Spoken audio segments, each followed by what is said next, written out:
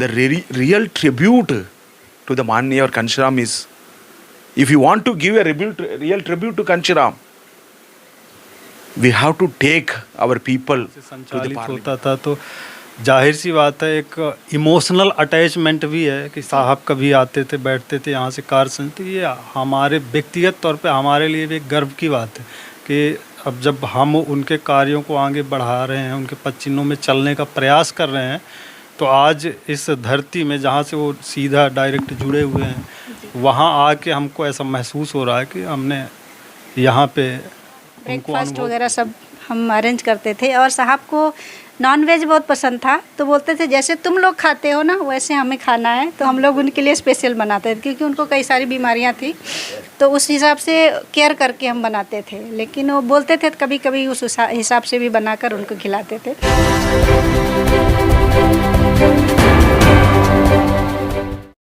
जी हाँ, मैं समता की सपोर्टर हूँ, मैं रोशनी रिपोर्टर हूँ। नमस्कार, मैं हूँ आपके साथ रोशनी और आप देखना शुरू कर चुके हैं रोशनी की रिपोर्टिंग गांव से शहर तक। जैसा कि आप सभी को पता है, आज मान्यवर साहब की पुण्यतिथि है और सभी जगहों पे सभी पार्टियों के लोग आज इस पुण्यतिथि को से मनाते हैं और उन्हें श्रद्धांजलि अर्पित करते हैं। तो मैं आज आपको इस मौके पे, आज मान्यवर साहब के पुण्यतिथि दिवस पर मैं आपको कुछ खास चीज़ें दिखाने वाली हूँ। आप जो मेरे पीछे देख पा रहे हैं, ये वही सोफ़ा है, ये वही घर है, ये वही रूम है जहाँ पे मान्यवर साहब आया करते थे। इस सोफ़े पे मान्यवर साहब बैठा करते थे। हालांकि पहले से अब में अंतर आ गया है, अभी थोड़ी सा ज़्यादा ये डेकोरेटेड लग रही है, लेकिन पहले इसकी अपेक्षा थोड़ी कम था। और कुछ खास मेहमान हैं जिनसे बात करेंगे और यहाँ के बारे में विस्तार से जानने की कोशिश करेंगे। इसी कड़ी में हमारे साथ बातचीत करने के लिए मौजूद है, बिताया है उसके विषय में थोड़ी चर्चा करेंगे। और कभी कभी ऐसा भी होता है जब पहले बीते हुए बातों को मान्यवर साहब के करते हैं तो मन बड़ा भावुक हो जाता है। तो आइए हम थोड़ी बात करने की कोशिश करेंगे। सबसे पहले तो स्वागत है आपका RR न्यूज़ में। Thank you. आपका परिचय? जयप्रकाश प्रेम, x state president Bahujan Samaj party, and as present I am working as a state president of भारतीय बहुजन पार्टी गुजरात प्रदेश। अच्छा, थोड़ी सा जानने की ये कोशिश करेंगे कि जैसा कि हमने पहले बताया और आपसे बातचीत जब हुई थी, आपने बताया कि ये वो प्रदेश कार्यालय है गुजरात में, जो शुरुआत हुई थी बहुजन समाज पार्टी की, वो यहीं से हुई थी। क्या कहना चाहिए? जी, बहुजन समाज पार्टी का जो प्रदेश कार्यालय है ये 1988 से और 2004 तक ये प्रदेश कार्यालय रहा है। मैं 3 बार प्रदेश अध्यक्ष रहा हूँ गुजरात प्रदेश का। मान्यवर काशीराम में 6 बार हमारे इस फ्लैट में आए थे, इस कार्यालय में, जिसे हम बहुजन समाज पार्टी का प्रदेश कार्यालय कहा करते थे। यहाँ पूरे गुजरात के लोग हमारे आया जाया करते थे। सैकड़ों लोग रोज आते थे। यहाँ से बैठ के मैं इलेक्शन के दौर में उन्हें टिकटें जो है इलेक्शन लड़ने के लिए उन्हें कुछ पार्टी का पम्पलेट, झंडा और डंडा दिया करता था। और उस ज़माने में लोग 2 टका, 2.5 टका, 1.5 टका वोट ले आते थे पूरे गुजरात भर में, चाहे विधानसभा का इलेक्शन हो या लोकसभा का इलेक्शन हो। और उससे और कहीं बढ़ कर के हमने गांधी धाम में हमने वहाँ चुटड़ी लड़ाया था। वहाँ पर हमारा नगरपति थी जयश्री बहन चावड़ा, बहुजन समाज पार्टी की, और उसके मिस्टर थे अजित चावड़ा, जो वहाँ के स्टैंडिंग कमेटी के चेयरमैन रहे हैं। उसके बाद सौराष्ट्र में ही अमरेली है, अमरेली का एक तहसील है जिसे तालुका गुजराती में कहा करते हैं। तो अमरेली के राजूला तहसील में हमने बहुजन समाज पार्टी की गवर्नमेंट बनाया था। 2001 में, वो भी हमने बखूबी चलाया था।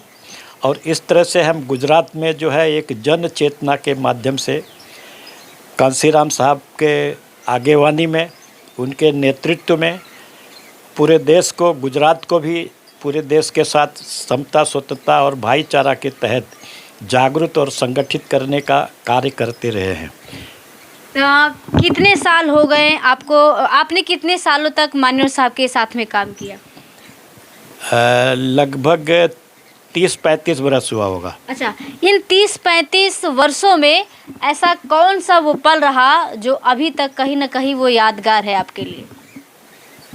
ये हमारे लिए एक हिस्टोरिकल मोमेंट है। मान्यवर कांसीराम के साथ बरसों तक जो हमें काम करने का मौका मिला, तो हम अपने आप को धन्य मानते हैं। हमारे लाइफ का जो सबसे इम्पोर्टेंस दिन था, जी,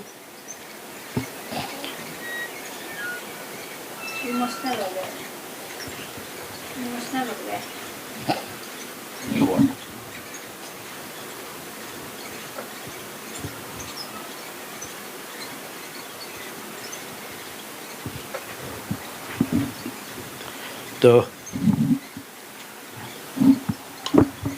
जैसा कि आप देख सकते हैं, मैंने पहले भी जिक्र किया कि जब लोग बात करते हैं जो मान्यवर साहब के साथ में जो समय बिताया है, जो इनका 30 सालों का सफ़र रहा, उन पलों को आज याद करके भावुक हो उठे।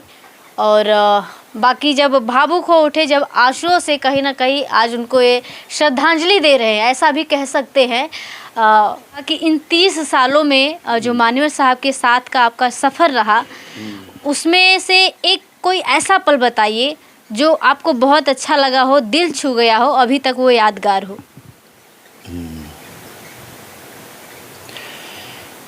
मान्यवर कांसीराम साहब थे तो वो दिल के इतने साफ और नेक थे।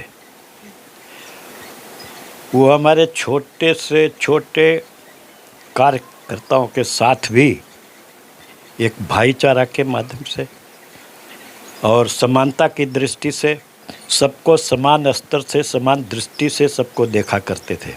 यही कारण था कि पूरे भारत में उन्होंने बहुजन समाज को, ब्रह्मभुजन और द्राविडियन समाज को जो है जागरूक और संगठित करके और मनुवाद को चेतावनी दी थी। अगर वो कांसीराम होते तो आज नरेंद्र मोदी या भाजपा या इन लोगों का जन्म ही नहीं होता। लेकिन दुर्भाग्य की बात है कि कांसीराम जी के साथ जो कुछ हुआ वो अच्छा नहीं हुआ, हम नहीं कहना चाहेंगे। लेकिन मान्यवर कांसीराम वो शख्सियत थे जिन्होंने सारे देश को, पूरे राष्ट्र के जो बहुजन समाज है उनको जागरूक और संगठित करने का सदियों से जो हमारे महापुरुष रामास्वामी नायकर साहब, बिरसा मुंडा, छत्रपति साहू महाराज, महात्मा ज्योतिराव फूले और अन्य तमाम महापुरुष जो सपना देखा करते थे, उस सपने को साकार करने का और बहुजनों को वास्तव में शासक बनाने का जो सपना कांसीराम जी ने देखा था, वो प्रयोग करके उन्हें प्रयोगशाला उन्होंने उत्तर प्रदेश को बनाया। और उत्तर प्रदेश में अपने बलबूते पर, अपने होशियारी से उन्होंने चार बार उत्तर प्रदेश में सरकार बनाने का मौका प्राप्त किया। प्रेजेंट टाइम में आप, जैसा कि आपने कहा, बहुजन समाज पार्टी का शुरुआत जो यहीं से हुआ था और यहीं से टिकटें दिया जाया करती थी, विधानसभा चुनाव हो या लोकसभा चुनाव हो। तो पहले की अपेक्षा अब आप बहुजन समाज पार्टी को गुजरात में चौथे स्थान पे देखते हैं। अब ऐसा कोई बहुजन समाज पार्टी का कोई अस्तित्व रहा नहीं। अब लोग जो है उससे बिखर गए हैं, छूट गए हैं और उसमें कोई काम करना चाहता नहीं। एकल दोकल लोग रहे हैं, क्योंकि मायावती की जो बहुजन विरोधी नीतियां हैं, उस नीतियों से सारे देश के जितने भी कार्यकर्ता हैं सीनियर, वो तंग आके और लोगों ने पार्टी छोड़ दिया या तो उन्हें निकाल दिया गया। और इस तरह से मायावती ने सर्वजन हिताय सर्वजन सुखाय की बात करके और समाज के साथ बहुत बड़ा धोखा और जुर्म किया है। हो सकता है कि समय मायावती को माफ़ ना करे। हमारे महापुरुषों के साथ बार बार ऐसी घटनाएं घटती हैं। हमारे महापुरुषों को सस्ती में उनके साथ धोखेबाजी होती है, तो हमारी समाज जागरूक ना होने की वजह से होती है। हम लोगों ने बाबा साहब को खोया, कांसीराम को उसी तरह से खोया। ये हमारे लिए बड़ी दुख की बात है, दुख की घटना है, क्योंकि माननीय कांसीराम जी को हम देश का एक सक्षम नेता मानते थे। अगर वो होते तो हमें पूरा विश्वास, हमें कोई शक नहीं था कि वो देश में आज हमारी सरकार बनती है, ऐसा हमें पूरा उम्मीद था। तो जैसा कि आपने सुना सर को, जिन्होंने मान्यवर साहब के साथ 30 सालों का सफ़र तय किया, और बताया जा रहा है कि जिस कुर्सी पे ये विराजमान है इस वक्त सर हमारे साथ, आप देख सकते हैं, ये एक पार्टी के राष्ट्रीय अध्यक्ष हैं, आप जिन्हें देख पा रहे हैं। और यही वो चेयर है जिस पे मान्यवर साहब बैठा करते थे। मान्यवर साहब का ये कार्यालय है, जो कि मैंने पहले ही जिक्र कर दिया था। और सर तमिलनाडु से हैं, इनको बहुत अच्छे से हिंदी बहुत अच्छे से हिंदी नहीं आती, इसलिए ज़्यादा बातें नहीं कर पाएंगे, लेकिन 2 शब्द ज़रूर हम मान्यवर साहब के बारे में जानना चाहेंगे इनसे। I appeal all the people to adopt the Kanchiramism. Sir जैसा कि जिनसे राजनीति की शुरुआत हुई, इतने बड़े महापुरुष जो इस चेयर पे बैठा करते थे, आज आप भी इस चेयर पे बैठे हैं, कैसा महसूस हो रहा है? So actually, I feel not only, now one side I feel happy also, on another side I feel very sad also, because our people failed to fulfill his dream. His dream was to become a ruler of this country. If he wanted to become a chief minister of Uttar Pradesh, he enjoyed the post. But he wanted to take us, our Bahujan Samaj, to become a ruler of this country. Actually, one side I'm happy, and another side I'm also feel sad also, bad also. Okay तो जैसा कि आपने देखा, मैंने पहले ही बताया कि sir Hindi में बात नहीं कर पाएंगे, लेकिन इन्होंने मान्यवर साहब के बारे में और एक ऐसा फील कर रहे हैं, उसके लिए कई सारी चीज़ें इन्होंने बताया। और आप देख सकते हैं, यही वो टेबल है, सहयोगी से कहेंगे थोड़ी नज़दीक आके दिखाएं, यही वो टेबल है जहाँ पे मान्यवर साहब अपने कार्यों का लेखा जोखा करते थे, लिखा पढ़ी करते थे। और ये मान्यवर साहब की अब तस्वीरें हैं, और ये मान्यवर साहब की कुछ किताबें हैं जो उनके विषय में बताती है ये। और क्या ऐसी चीज़ें जब देखते हैं अपने महापुरुषों की तो बड़ा अच्छा लगता है। पार्टी के प्रवक्ता इस वक्त हमारे साथ हैं, इनसे भी थोड़ी सा जानने की कोशिश करेंगे। क्या कहना चाहेंगे भैया आज के बहुत बहुत धन्यवाद। आज के दिन चूँकि कल मान्यवर कांसीराम साहब का जो बलिदान दिवस था, वो हम लोगों ने यहाँ गुजरात की धरती बड़ोदरा में कल मनाया। हम नई जनरेशन के लोग हैं, अब तो सर लोगों ने काम किया, लंबे अरसे तक काम किया, हम नई जनरेशन के लोग हैं। हमने जो सीखा है वो सबसे लेटेस्ट महापुरुष मान्यवर कांसीराम साहब हैं। बाकी जो महापुरुष हैं उनको हमने किताबों के अध्ययन से जाना है। जैसा कि आपने कहा किताबों में भी पढ़ा है महापुरुषों को, और उसी कड़ी में एक महापुरुष मान्यवर साहब को भी आपने पढ़ा है, लेकिन आज साक्षात कहीं ना कहीं आप उनके उसी कार्यालय में जहां वो बैठ के अपना लेखा जोखा किया करते थे, पूरे गुजरात का यहां से संचालन किया करते थे, ऐसी जगह पे आ करके बैठ करके देख करके कैसा लग रहा है? जी बहुत प्राउड फील होता है। ये तो एक हिस्टोरिकल प्लेस है, ऐतिहासिक जगह है जी। और ये गुजरात का प्रदेश कार्यालय भी रहा है, जैसा कि सर ने बताया यहाँ से संचालित होता था। तो जाहिर सी बात है एक इमोशनल अटैचमेंट भी है कि साहब कभी आते थे, बैठते थे यहाँ से कार्य। तो ये हमारे व्यक्तिगत तौर पे हमारे लिए भी एक गर्व की बात है कि अब जब हम उनके कार्यों को आगे बढ़ा रहे हैं, उनके पद चिन्हों में चलने का प्रयास कर रहे हैं, तो आज इस धरती में जहाँ से वो सीधा डायरेक्ट जुड़े हुए हैं, वहाँ आके हमको ऐसा महसूस हो रहा है कि हमने यहाँ पे उनको अनुभव किया। तो चलिए आज का जो दिन है सभी को, कल हमने मनाया जो कि 8 अक्टूबर को था माननीय कांशीराम साहब का बलिदान दिवस, आज भी कुछ लोग मनाएंगे। तो अच्छा लग रहा, कुल मिला के इस जगह को देख के प्राउड फील हो रहा है। चलिए, तो हमने लोगों से बात की और आखिरी में हम बात करना चाहेंगे जो मान्यवर साहब के साथ में उनकी बेटी जैसी उनके साथ में उनका हाथ बटाया करती थी किसी भी काम में, चाहे वो लोकसभा का चुनाव हो चाहे विधानसभा का चुनाव हो, ये भागीदारी किया करती थी। जब मान्यवर साहब आते थे तो ये ऐसा मैंने सुना कि ये उनके लिए नाश्ता बना के देती थी, खाना बना के देती थी। तो एक बेटी जैसा इनका रिश्ता रहा, बाप बेटी जैसा रिश्ता रहा, उसके बारे में थोड़ी सा जानने की कोशिश करेंगे। सबसे पहले तो आपका परिचय दीजिए।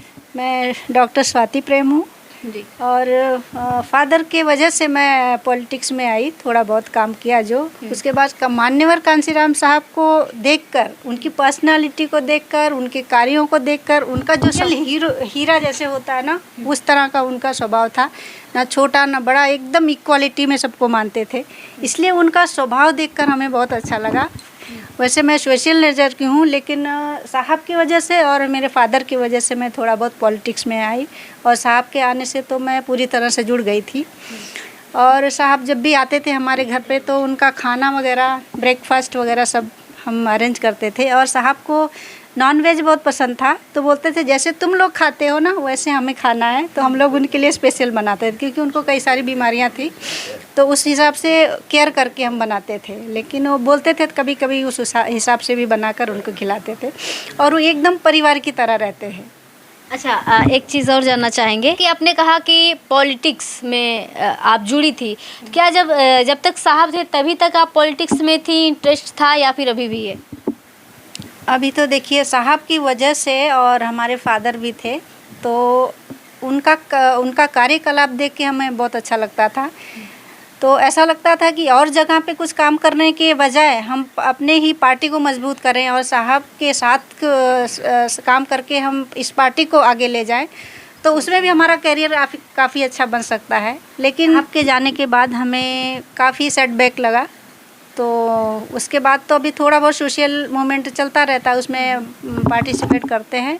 बाकी तो बहुजन समाज पार्टी तो अभी हमारे साथ जो मतलब ये हुआ है जो कुछ, तो हम उनके साथ अभी नहीं हैं, बहुजन समाज पार्टी के साथ। अच्छा, एक चीज़ और जानना चाहेंगे, जैसे कि आप मान्यवर साहब के समय से ही इस पार्टी में, बहुजन समाज पार्टी के लिए कार्य करती थी, और इस तरीके से आपकी भागीदारी, हिस्सेदारी हुआ करती थी गुजरात में, तो क्या अभी बहन जी की तरफ से कभी आपको ऑफ़र आया पार्टी में काम करने के लिए?